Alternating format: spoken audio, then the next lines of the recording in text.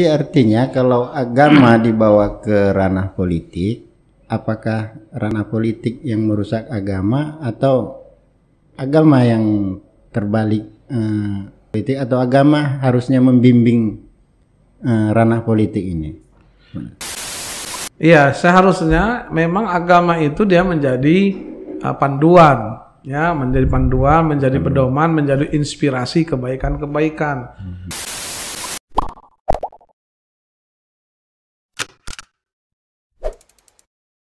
Oke, sampai jumpa lagi di Delegasi Media. Kali ini kita kedatangan Ustadz Hasrat Effendi Samosir. Pembahasan kita kali ini adalah dalam rangka pilkada, menyikapi bingkai silaturahmi dalam pilkada. Ini Ustadz, kita ini kan khususnya Kota Medan, pilkada serentak 2020 ini ada 2 pasangan calon. Dan ini kan ada segelinting wacana bahwa ini akan berimbas kepada politik yang masih membawa-bawa agama.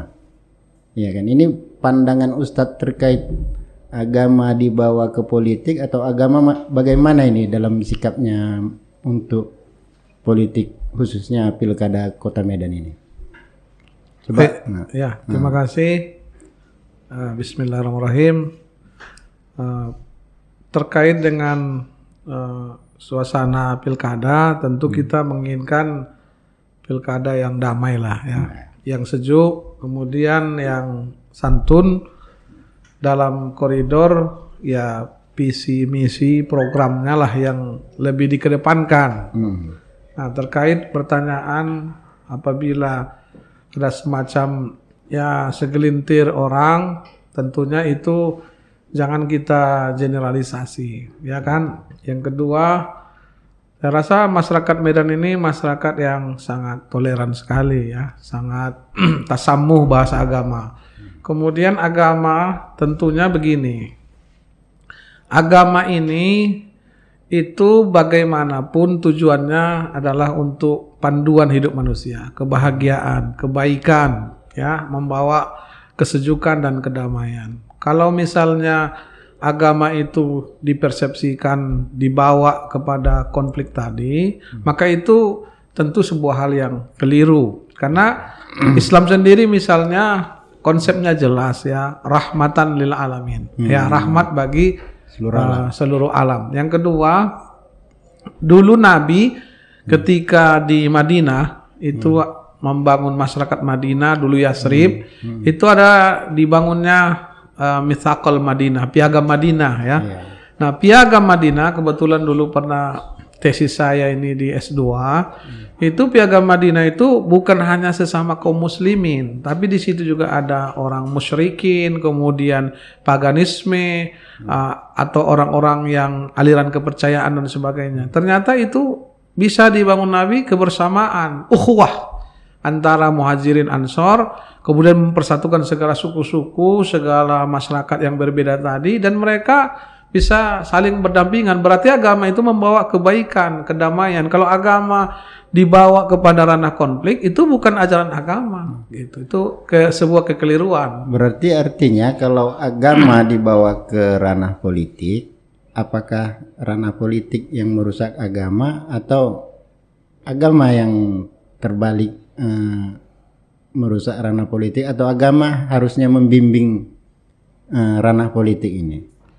Iya, seharusnya memang agama itu dia menjadi panduan, ya, menjadi panduan, menjadi pedoman, menjadi inspirasi kebaikan-kebaikan. Memang kita tahu di Indonesia ini kan ada memang partai yang misalnya partai agama gitu. Kalau dulu mungkin ada juga ada PKS, ada PDS gitu kan, atau misalnya partai PBB dan sebagainya. Kemudian ada juga partai itu dia lebih bersifat nasionalis, ya. Ada yang misalnya partai yang bersifat sekuler dan sebagainya. Saya rasa agama itu lebih kepada memberikan panduan, memberikan jalan kebaikan. Jadi nilai-nilai agama itulah yang diimplementasikan dalam kehidupan politik, bukan agama itu dipolitisir. Itu terbalik. Begitu. Jadi begini Ustadz, ada persoalan kalau partai Islam lah katakan kan. Ini kan artinya lebih menguatkan visi misinya tentang ya pandangan partai itu terhadap Islam, sehingga itu lebih disosialisasikannya, sehingga ini kan bisa mengakibatkan gesekan di tengah-tengah sosial masyarakat yang multikultur kita ini. Nah ini gimana ini polanya partai Islam ini harusnya sehingga agama itu menjadi pengayom. Ini gimana ini partai polanya ini? Ya, sebenarnya kalau kita lihat harusnya memang nilai-nilai Islam tadi itu tentu bahagian daripada kehidupan. Ya, kita juga misalnya Pancasila itu ketuhanan yang Maha Esa, itu udah pastilah kita di undang-undang juga ada bab tentang agama, berketuhanan, kita beragama dan sebagainya. Yang paling inti sebenarnya di negeri kita ini, bukan Kota Medan, ketika Islam dulu misalnya masuk ke Indonesia itu kan jalan damai melalui pedagang Gujarat, dari India, dari Gujarat, dari Arab. Bahkan mungkin kalau Sumatera Utara ini bisa kita lihat di Barus, itu di kampung saya kebetulan itu ada wisata religius, di sana ada di sana ada kuburan makam. Itu menunjukkan kontak dagang kemudian dengan cara damai, bukan dengan cara perang, dengan cara konflik dan sebagainya. Cuman begini Ustadz, yang namanya politik awam lah, yang diketahui orang awam bahwa politik ini kan ada sekelompok orang yang menginginkan sebuah tujuan. Gitulah kira-kira, apapun caranya kan ditempuh. Artinya apa tidak salahkah kalau cara-cara dari mempolitisir agama ini dalam ranah politik ini salah nggak ini? Karena dari politik itu sendiri kan segala cara menghalalkan segala cara, begitulah kira-kira kan, menghalalkan berbagai hal untuk mencapai tujuan tadi. Artinya di pilkada ini kan tujuannya untuk merebut kursi nomor 1 di Kota Medan. Nah, ini ada nggak, boleh nggak ini nilai-nilai agama dibawa untuk tujuan seperti itu? Kalau dikenal itu ya Pak Hendra ya, itu memang ada namanya politik identitas. Politik identitas ya. Politik aliran ya kan. Saya mengatakan begini, pemilih ini ada 3 kelompok. Ada pemilih tradisional. Artinya memang dia ya, kalau dia orang PKS, kalau dia orang PAN, kalau dia orang Gerindra atau PDI, ada memang tradisional. Yang kedua ada pemilih itu pemilih transaksional. Nah, ini yang sebenarnya membuat money politik itu, ini yang kos politik itu yang bahaya sekali kan. Nanti kan ada ranah hukum Bawaslu dan sebagainya. Ada yang ketiga, pemilih itu pemilih rasional. Sebenarnya yang demokrasi ini kalau kita mau maju sebenarnya lebih kepada pemilih rasional ini ditingkatkan. Jadi kalau kita lihat Medan itu pendidikannya di atas dari kabupaten kota lain, banyak perguruan tinggi. Kita yakin pilkada ini akan berjalan baik, kemudian dalam kerangka berkompetisi dengan baik karena lebih banyak pemilih-pemilih rasional tadi. Kalau saya melihat begitu. Kemudian sekarang kan calonnya kalau kita bawa isu agama, ya kan, kedua calon ini juga kan, dua pasangan ini kan ya muslim-muslim juga kan gitu. Jadi kemudian partai yang mendukung juga kalau kita lihat kan di sini misalnya ada PKS, di partai yang satu lagi ada juga misalnya P3, ada PAN gitu. Jadi saya rasa tidak terlalu tajam lah kita membawa identitas atau misalnya politisasi agama tadi gitu. Itu yang diharapkan ya kan. Kalau dulu kan terlalu tajam sekali dia, ya terlalu tajam, dan karena itu masyarakat diajak lebih rasional menentukan pilihan, kemudian juga tentunya tidak saling fitnah, black campaign dan sebagainya. Baru begini Ustadz, kalau ini kan kita tadi kan silaturahmi. Ya. Jadi kebanyakan yang kita tahu silaturahmi itu akan lebih kencang pada saat ada event-event kan seperti itu. Ya. Di sini apakah tidak silaturahmi ini menjadi alat atau gimana menurut Ustadz ini? Ya. Kalau saya melihat silaturahim ini kan, atau silaturahmi sering juga, sebenarnya lebih tepat silaturahim ya, bahasa paliasil rahimah. Ingin dipanjangkan umur, luas rezeki, bersilaturahim. Kalau saya melihat gini, ada namanya silaturahim politik. ya. Itu mungkin sah-sah saja bahagian, tapi jangan sampai misalnya sesudah calon itu terpilih atau duduk dia melupakan itu, nggak dikunjungi lagi masyarakat. Jangan. Jadi kalau kita lihat dalam sejarah misalnya ada Khalifah Umar ya, itu bagaimana dia datangi rakyatnya, ada janda yang nggak makan, kemudian anak yatimnya tak bisa tidur, ternyata yang dimasak itu apa? Yang masak itu batu koral kan. Akhirnya Khalifah Umar, kenapa nggak dihidangkan? Ini batu koral. Akhirnya dia ambil, ditandunya, dibawanya. Ini saya rasa pemimpin ini tulus seperti ini. Inilah sebenarnya yang kita harapkan dari kedua calon ini. Kalau saya mengatakan berpastabikul khairat aja lah, berlomba-lomba dalam kebaikan. Yang kedua, silaturahim itu kan bingkainya 5. Pertama, ta'aruf, saling kenal. Udah saling kenal lah kita ini visi misinya. Yang kedua, tafahum, saling memahami. Yang ketiga, tahabun, saling mencintai. Jadi saling mencintai satu dengan lain. Tidak seorang dia itu mencintai, kalau dia tidak mencintai saudaranya sebagaimana dia cintai diri sendiri. Yang keempat, ini yang paling penting, ta'awun, saling tolong-menolong. Nah, yang kelima ini adalah takaful, saling melindungi. Kalau ini terjadi, insya Allah tidak akan ada yang namanya konflik. Seperti yang digambarkan tadi. Jadi kalau melihat dari karakteristik atau kita lihat poin-poin silaturahim tadi, ya. Terkadang itu di ranah politik itu tidak memenuhi tadi poin-poin tadi kan, seperti itu. Tidak ada tolong menolong, tidak ada untuk saling membantu. Yeah. Ini silaturahim ini kan jadi hanya semacam sebuah simbol yang digunakan untuk kepentingan kelompok lah kita bilang. Yeah. Jadi silaturahim yang versi agama dengan silaturahim yang dibawakan ke ranah politik, ini yang bisa Ustadz terangkan ini di antara silaturahim tadi kan ada silaturahim politik, ya kan? Ini bisa nggak sinkron dengan silaturahim yang dimaksud dengan agama tadi? Ataukah memang yang nantinya memimpin ini harus menjalankan seutuhnya silaturahim yang dibangun di saat dia untuk mengambil kepemimpinannya tadi? Ini gimana Ustadz? Ya, saya rasa memang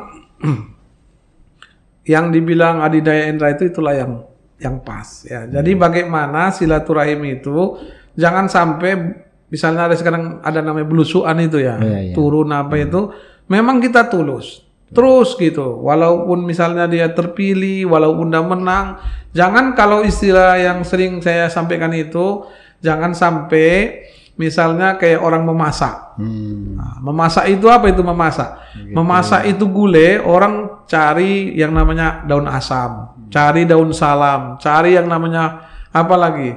Serai, kan masak itu. Tapi udah masak nanti dibuang di belakang, tak dipedulikan lagi, tak pernah dihidangkan. Jadi masyarakat itu jangan hanya saat kepentingan silaturahim dikunjungi, udah duduk dilupakan aja.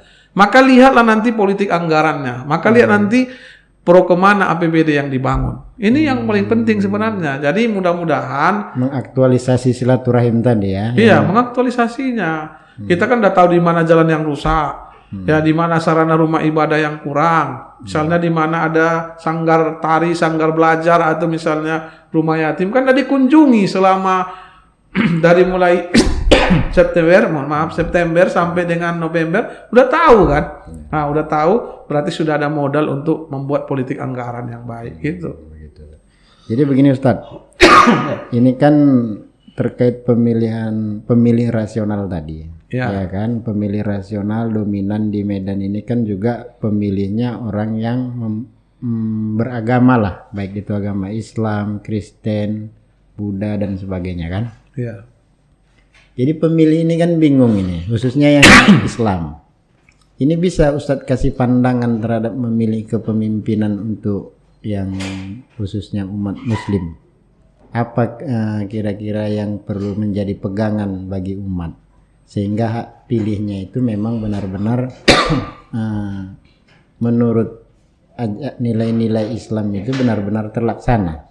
Itu gimana Ustadz? Iya, jadi tentu saya bicara ini dalam konteks agama ya, bukan dalam konteks kelompok atau calon ini dan ini. Saya lepaskanlah dari situ semua. Kita objektif aja ini, mohon maaf agak batu ini. Jadi kalau kepemimpinan itu kan, kalau kita lihat dalam bahasa agama itu ada beberapa. Pemimpin itu diambil imam. Ibarat sholat imam, tapi ini bukan imam sholat. Berarti dia akan dilihat orang, track recordnya, prestasi dia, kehidupan dia kan imam dia. Orang kan ditengok dari belakang, orang lain makmum, kita ini rakyat. Yang kedua, pemimpin itu khalifah, bukan khilafah ya, atau khalifah. Khalifah itu dalam surah Al-Baqarah itu inni ja'ilum fil ardi khalifah. Khalifah. Jadi yang namanya khalifah itu secara tafsir artinya wakil. Jadi dialah wakil kita, membawa aspirasi kita. Persetujuan kita ini kan dia yang membawa. Maka jadilah dia menjadi wakil masyarakat. Kalau DPR wakil rakyat, kalau dia pemimpin mewakili aspirasi dan membawa itu. Kemudian yang ketiga, pemimpin itu disebut juga dengan ulul amri. Atiullah, atiur rasul wa ulil amri minkum. Taat kepada Allah, Rasul dan pemimpin kamu. Jadi dia ulul amri. Ya, ini ulul amri. Kemudian pemimpin juga disebut dengan rais. Rais itu kepala. Kepala. Ya, rais, raksun, kepala. Jadi kepala ini di sini ada mata, ada akal, ada hidung. Ini banyak panca indera. Inilah yang mengarahkan tubuh kita kemana jalan. Pemimpin membawa kemana masyarakat itu. Nah, itulah istilah-istilah tentang pemimpin itu kalau kita ambil beberapa pengertiannya. Nah, dari situlah kita tahu bagaimana pemimpin itu dia harus bisa membawa kebaikan, membawa sesuatu yang baik kepada masyarakat. Yang kedua, kalau pemimpin itu, saya tidak dipolitisir ini, pemimpin itu kalau baik, ya ambillah yang lebih baiknya. Kalau misalnya tak baik, yang sedikit tak baiknya, itu aja kuncinya. Daripada kita fitnah, black campaign, ghibah dan sebagainya. Kemudian yang ketiga, dalam pemimpin itu ada namanya akhafud dararain. Apa itu akhafud dararain? Yang memang sedikit mudaratnya. Jadi bagaimana yang nanti bisa membawa banyak kebaikan, misalnya pembangunan, kemudian prestasi Medan. Gini Adinda Endra, Medan ini kan sebenarnya kota besar. Di Indonesia ini kan Bandung seperti apa, Surabaya seperti apa, Jakarta seperti apa. Ini levelnya ke sana. Tapi kalau kita lihat sekarang ini kadang muncul kota lain lebih maju, misalnya kayak Palembang. Itu lebih maju sekarang. Pekanbaru pun juga bagus tertata. Jadi bagaimana kita ingat Surabaya dulu ada Bu Risma. Itu Bu Risma itu kan begitu ya, apa taman indah kota apa, dia sulap itu. Kemudian ada seingat saya di Surabaya itu, saya bukan tahu juga tapi berita ya, ada tempat pelacuran terbesar. Apa namanya itu ya? Doli itu apa? Saya enggak. Itu bagaimana dia bisa ditutup. Luar biasa, tapi tidak asal ditutup. Kalau ditutup nanti dibuka di tempat lain. Tapi dibuatnya skill, keterampilan, kemudian ada anyaman, kemudian dikasih modal. Mereka pindah, akhirnya mereka mencari rezeki tidak harus melacur. Karena itu akan turun azab Allah. Jadi Medan ini pun seperti itu. Harusnya PSK itu mereka tidak hanya ditangkapi apa semua, kasihkan skill, kasihkan mereka apa. Sehingga mohon maaf, sering dibilang orang terkadang banyak kita ini salon-salon plus ya. So saya lihat itu mohon maaf, inilah salah satu azab dari Allah itu. Kalau kita biarkan ada salon-salon plus, kemudian ternyata ada panti pijat berisi maksiat, kemudian zina, bagaimana kita? Secara Islam lah ini ya. Jadi saya mengatakan Medan ini harus memang lebih maju, lebih bagus. Kemudian bagaimana juga masyarakat ini, kalau bisa ya Medan ini kan imbangnya setahu saya dulu ya, Jakarta, Bandung, Surabaya, Medan. Tapi sekarang kita lihat kan malah sport center itu ada di Palembang. Ingat dulu Asian Games itu kan, bagaimana kemudian negara-negara Islam bikin olimpiade, itu di Palembang, luar biasa. Berarti yang saya tangkap begini Pak, ada semacam, saya pun kurang tahu dasarnya, mohon Ustadz jelaskan nanti, bahwa agama itu adalah akal, jadi rasional kan artinya seperti itu. Jadi pemilihnya harus rasional, artinya ya rasional dalam sisi pembangunan sebagai warga negara. Kan begitu Ustaz ya. Ini rasional, apakah kita dalam berpolitik, dalam suara kita, dalam menggunakan suara kita, apakah kita lebih cenderung kepada rasional untuk membangun, atau memang rasional kita ini ya mana yang paling alim begitu? Gimana ini Ustaz dalam bernegara? Iya, jadi saya begini, saya agak sedikit menggelitik pertanyaan Adinda Endra ini. Jadi dalam fikih ad-daulah atau fikih kenegaraan politik ya, fikih siasa, itu saya pernah baca Ibnu Taimiyah ya, Ibnu Taimiyah kalau saya tidak silap itu gini. Ketika Rasulullah dulu mengangkat panglima perang, ini panglima perang ya. Di masa Nabi itu diangkat Nabi panglima perang itu Salman Al-Farisi. Salman, panglima. Kemudian sebenarnya ada sahabat yang soleh, yang hebat ibadahnya namanya Abi Dzar Al-Ghifari. Sehingga sahabat bertanya, kenapa bukan Abi Dzar ini? Dia banyak hafal Quran, kemudian dia hafiz, kemudian dia juga banyak ibadahnya hebat apa? Kenapa justru Salman? Salman ini orang Persia, baru masuk Islam.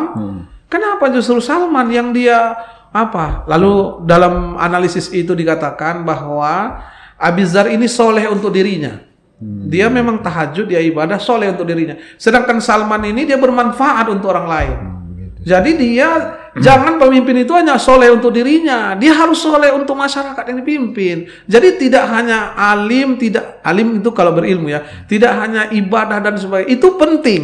Tetapi ketika dia beribadah, dia soleh, dia berilmu, apa manfaatnya untuk masyarakat? Makanya di hadis Nabi itu kan khairun nas anfa'uhum linnas. Sebaik manusia bermanfaat untuk manusia lain. Apalagi kalau seorang wali kota, wakil wali kota, dia nanti menaikkan tanda tangannya itu berlaku, bisa membaguskan pesantren, bisa membaguskan madrasah, bisa guru ngaji, bisa untuk ikro, untuk jalan. Kalau Adinda Endra 10 kali teken pun tak ada juga apanya itu kan. Awal paling hanya untuk membimbing skripsi udah teken gitu. Tak ada pengaruhnya kali tekenan kita itu. Tapi pemimpin itu dia bermanfaat untuk orang lain gitu. Ya. Baru ini agak melebar ini Ustadz. Ini kan terkait dengan Hari Santri Nasional ini. Ya. Ustadz bisa kasih pandangan terhadap pentingnya pembangunan ini disokong oleh santri, atau memang pemerintah perlu memperhatikan santri-santri, perlu membangun namanya sekolah-sekolah yang bersifat agama ini. Bisa kasih Ustadz pandangan.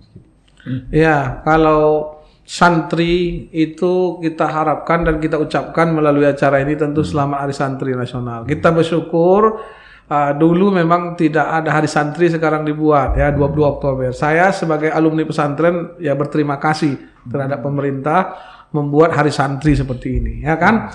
Yang kedua, santri itu tentunya dia mondok ada kemandirian, kemudian dia tangguh, kuat, kemudian tentunya akan menjadi generasi yang lebih baik. Santri juga solusi untuk negeri, karena santri ini banyak yang ke militer juga, banyak yang ke polisi juga, alumni pesantren. Bahkan ada yang juga yang di akademisi kemudian dan sebagainya. Bahkan saya waktu di menguji waktu sebelum Covid ini panitia pengawas, saya tanya dari mana? Pesantren Raudatul Hasanah. Dari mana? Dari pesantren Dakwah Arafah. Iya, pesantren masuk di Unimed, masuk di USU dan sebagainya. Nah, ini berarti kita mengucapkan apresiasi, dan santri ini bahkan sekarang ini kita lihat wakil presiden pun juga santri kan gitu. Jadi karena itu tidak minder, justru agama itu menjadi pedoman kebaikan, mengarahkan masyarakat untuk negeri ini, pembangunan dan sebagainya. Kita apresiasi hal seperti ini, dan tentu kita ya ada anak kita jadikanlah anak kita santri, karena dia akan mandiri gitu. Terhadap pemerintah Ustadz dalam mengayomi atau memfasilitasi pesantren, atau ini ada pandangan Ustadz atau himbauan Ustadz terhadap pemerintahnya untuk hal ini? Ya, pandangan saya tentu pemerintah memberikan anggaran lah, politik anggaran kepada pesantren, jangan dianaktirikan. Jadi jangan sampai misalnya madrasah itu anak tiri, yang umum yang anak kandung, jangan begitu ya kan. Sama saja diberikan antara pesantren dengan sekolah umum tadi perhatiannya, guru-gurunya, sertifikasi apresiasinya. Karena memang kita ini kan ada dua, imtak dan iptek, iman dan takwa, ilmu pengetahuan teknologi. Malah sekarang ini ada sebagian sekolah umum itu malah dia terpadu. Kenapa ada sekolah terpadu? Dia umum, nanti jam habis zuhur nanti anak-anak itu digabungkan dia kurikulum antara umum dengan kurikulum agama, sehingga mereka memiliki dua-duanya. Itu yang kata Nabi, bahagia di dunia dengan ilmu, bahagia di akhirat dengan ilmu, bahagia kedua-duanya harus dengan ilmu. Saya rasa ini yang paling baik sebenarnya begitu. Apalagi negara ini adalah negara yang berketuhanan, Ustadz ya. Ya, Artinya kalaupun anggaran untuk dialokasikan terhadap kepentingan-kepentingan agama itu memang amanah dari undang-undang itu sendiri, Ustadz ya. Ya, Nah, pastilah itu. jadi perlu nggak negara atau pemerintah ini kekeh untuk membangun fasilitas-fasilitas terhadap kepentingan-kepentingan pendidikan, khususnya santri atau pendidikan lain di agama lain misalnya, itu perlu nggak, Ustaz? Saya begini, Pak Indra, saya harus elaborasi dulu sedikit ini ya. Saya mendengar, membaca itu misalnya seperti pemerintah provinsi itu guru swasta yang terdata dia sebagai guru honor ada bantuan dari APBD. Kalau nggak salah saya 100.000 1 jam. 100.000 1 jam. Apa itu udah cair nggak tahu, nanti kita cek nanti. Yang kedua, kita berharap tentu guru honor di sini janganlah sampai guru hanya SMA, SMK saja. Yang aliyahnya seperti apa? Nah ini memang cuma di sisi lain ada dilema. Aliyah atau Kementerian Agama ini kan dia pusat ya. Dia tidak otonomi. Jadi ada dilematis juga. Sehingga kadang kita orang agama ini, ya udahlah saya kan pusat, orang pusat aja lah yang saya didik, bukan yang otonomi. Padahal dia bertugas di daerah. Jadi karena itu jangan ada kepincangan seperti itu. Kalau guru SMA, SMK di bawah naungan Dinas Pendidikan Provinsi itu dikasih yang namanya apa, maka yang guru agama seperti itu. Begitu juga di kabupaten kota, tetaplah harus ada yang namanya diperhatikan Kementerian Agama tadi atau kerjasama yang baik. Karena kan kuah itu nikah, siapa yang dinikahkannya? Kan orang itu juga. Kemudian guru-guru itu juga madrasah kan ya di Medan ini juga. Nah harusnya itu juga harus include di dalamnya. Gitu. Ini kita kembali, Ustadz, ke tentang silaturahmi dalam bingkai pilkada tadi, Ustadz. Ya. Ini bisa kasih Ustadz sebagai pesan-pesan yang untuk masyarakat lah, khususnya pemilih, terhadap begitu juga terhadap kandidat, begitu juga terhadap pemilih, terhadap penyelenggara, sehingga terjaga bingkai-bingkai agama tadi dan silaturahmi. Bisa Ustadz berikan himbauan sedikit? Ya, jadi ini kata kuncinya ini ya, keywordnya ini ya. Saya mengatakan dalam pilkada ini kepada para calon ya, hendaklah kita jangan sampai mempolitisir agama tadi, mempolitisasi agama, tetapi agama itu kita bawa untuk kebaikan.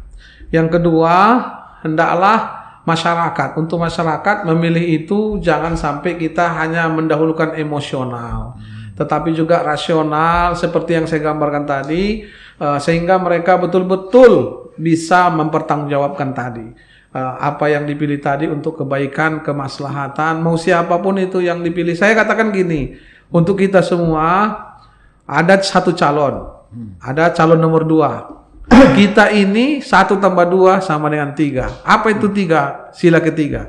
Apa itu ketiga? Persatuan Indonesia. Jadi persatuan masyarakat Medan ini, kemudian kedamaiannya, kemudian jangan konflik, itu yang paling utama. Jangan sampai ditunggangi oleh provokator-provokator sehingga menimbulkan chaos. Sempat misalnya masyarakat sikit-sikit seperti yang ada kantor polisi yang rusak, ada kemudian sarana umum yang dirusak. Siapa yang mengganti itu? Uang rakyat juga, kita yang rugi juga gitu. Gitu kira-kira. Oke, terima kasih Ustadz. Saya kira sekian dulu. Terima kasih delegasi. Sedikit lagi mungkin ada ini. Ya, Ustadz. Dalam hidup ini marilah kita bangun jembatan. Jangan kita bangun pagar, jangan kita bangun tembok yang tinggi. Tembok itu pemisah. Kemudian pagar juga pemisah, tapi bangunlah jembatan. Apa jembatan itu? Jembatan hati. Jadi nomor 1, nomor 2 saling berangkulan, berlomba berfastabiqul khairat, berlomba visi misi. Masyarakat juga begitu. Jembatan hati. Jangan sampai nanti tak berteguran tetangga dengan tetangga. Saya melihat itu terjadi di mana-mana juga. Bahkan di kampung saya di Sibolga itu pernah konflik begitu. Wah, yang rugi masyarakat sini. Nggak bertegur sapa. Padahal yang calon itu tadi berpelukannya mereka kan gitu. Jadi jangan sampai lebih panas semprong daripada api kan gitu ya kan. Nah itu aja kita harapkan. Mudah-mudahan saling asih asuh, bukan saling gasak gesek gosok gitulah. Siap. Tuh, terima kasih kepada Ustadz Asrat yang telah bersedia datang ke studio ini. Terima kasih kepada pemirsa Delegasi Media. Assalamualaikum warahmatullahi wabarakatuh.